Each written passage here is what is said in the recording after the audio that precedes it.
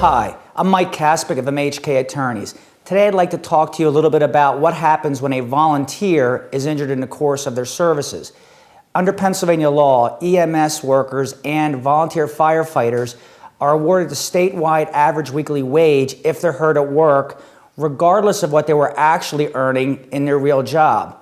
This is one of those cases. Our client was a dishwasher. He was earning the Pennsylvania minimum wage of $7.15 per hour. However, since he was injured while performing his volunteer duties as a firefighter, he was awarded the statewide average weekly wage, which was much higher than his actual earnings. Of course, the employer and the workers' compensation insurance carrier did not like this fact and wanted to get him off of workers' compensation as soon as possible. They sent him for an IME, which is an independent medical exam.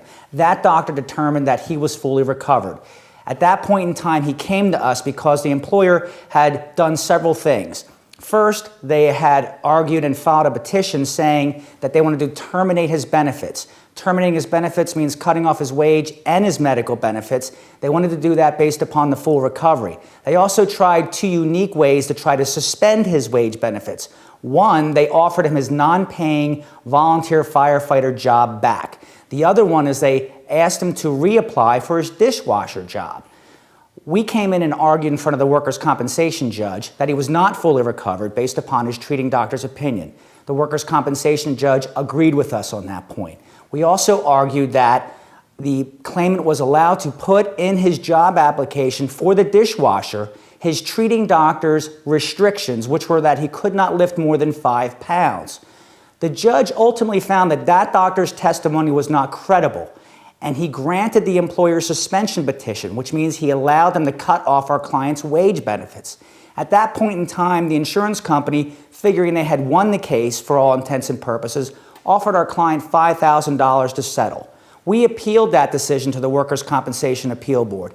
They agreed with our argument that even if the judge ultimately finds that the treating doctor is less credible than the IME doctor, it was not bad faith on the part of the injured employee to put those restrictions in his job applications.